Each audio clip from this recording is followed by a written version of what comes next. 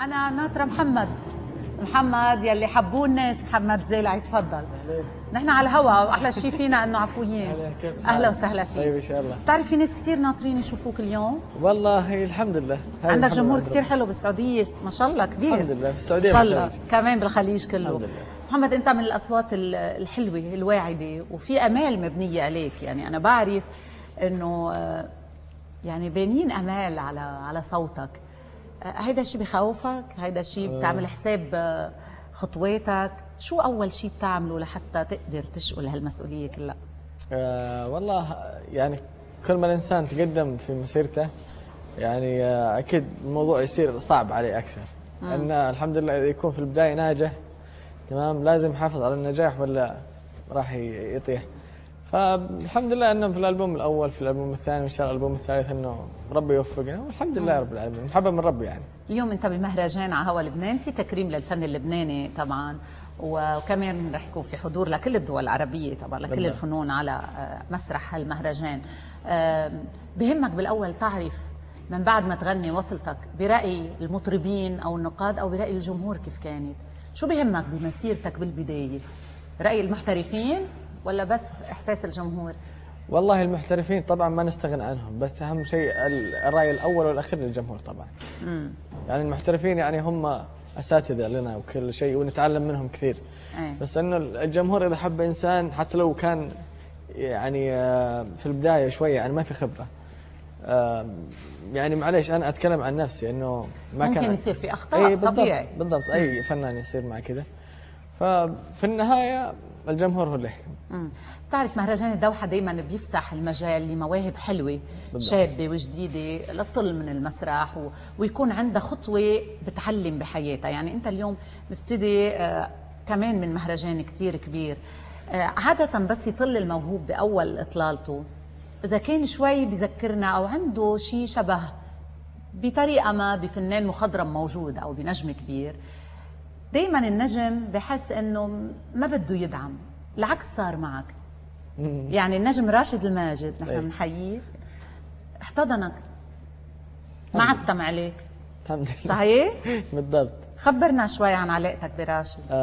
طبعا الاستاذ راشد الماجد هو اللي تبناني من بدايتي بعد برنامج البوم على الMBC. والحمد لله الاستاذ راشد كان يقدم لي نصائح وكان يختار لي في الالبومات اغاني عشان، وكان يقول لي انت لازم يعني تسمع للشارع وش الشارع يحب عشان توصل لقلوب الناس بسرعه، وغير كذا انه القبول من عند ربي يعني. فالاستاذ راشد الماجد شاف ان محمد زيلعي الحمد لله عنده قبول عند الناس. والحمد لله يعني ربي وفقني وقدم. قال لك شيء اذا بتذكره ببداياته؟ قال لك شيء هيك؟ في شيء بتشبهه فيه؟ والله كل فنان له شخصيته. انا طبعا انا يعني متاثر فيه. انا متاثر في كثيرين، يعني استاذ راشد الماجد، استاذ محمد عبده، عبد المجيد عبد الله، لانه انا تربيت على هذول الناس. بس انه انا اسلك مجال لازم اسلك ناحيه محمد الزيلعي، لازم يكون عندك شخصيتك. اي طبعا وهويتك. بميل تقيت غير براشد على الصعيد الشخصي بالفنانين من المملكه؟ والله عبد المجيد عبد الله. كيف كان لقائك معه؟ عبد المجيد نجم كبير ومحبوب يعني فنان عظيم. كثير حبوب استاذ عبد المجيد، وهو استاذي كمان لان انا كنت اسمع له من البدايه. وبامانه ما اخفي الموضوع ان انا كنت يعني اخذ شويه من يعني من العرب اللي عنده وكذا، وكنت اقلدها. حلوين عرب بتكروج. نحن باللبناني بنقول بتكروج، يعني ما فيك تلقطها قد ما سريعه وقد ما ما شاء الله ما شاء الله. الله يسعده ويطول عمره ان شاء الله. محمد، انت طلعت من برنامج هواة تصور بلبنان.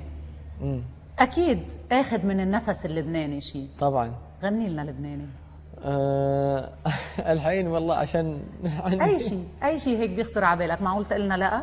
لا طبعا لا. المهرجان لنا. لا على راسي.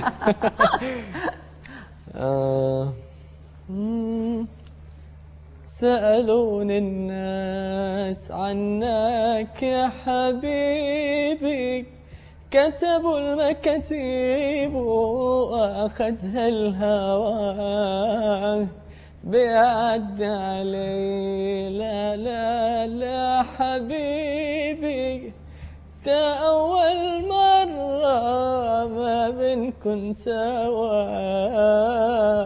حلو. لك احساسك بيشفع لك انك نسيت كلام، احساسك إيه. حلو مش الحال. ان شاء الله موفق اليوم الله محمد. يخليك. واكيد انت الله بمين رح يسلمك. تتصل اول شيء بس تخلص وصلتك؟ بتصل بامي وابوي هم اول ايه ناس. شو بدك تقول لهم؟ بس بقول لهم شلون كنت كيف يعني. كيف الام والبي اوقات بيجاملوا اولادهم يعني والله دائما جاملوا، بيشوفوا بس انهم احلى شيء. بس عندي ابوي وامي انا قايل لهم انه لازم يعطوني الانتقادات، ينتقدوك، لازم، لان كان في البدايه يجاملون بس قلت لهم لا لازم تكونون شويه يعني سليمين معي. ان شاء الله موفق اليوم الله يخليك، محمد، إن ونحن شاء الله. نتمنى لك هالاطلاله تكون بصمه باذن الله ببدايه بإذن الله. مشوارك هذا شرف لي أكيد. طبعا وشرف لاي فنان مبتدئ انه يقدم شيء في مهرجان الدوحه بيضيف له شيء كثير. صحيح. ان شاء الله دائما بنشوفك بمهرجانات حلوه إن وموفق شاء الله. بمسيرتك. إن شاء الله. الله يخليك. شكرا لك، ورح شكراً. نشوفك على المسرح. إن شاء الله. رح نعطيك راينا لو ما سالتنا، اوكي. بس رح نقول لك. اهلا وسهلا فيك. الله يخليك. فاصل ونرجع.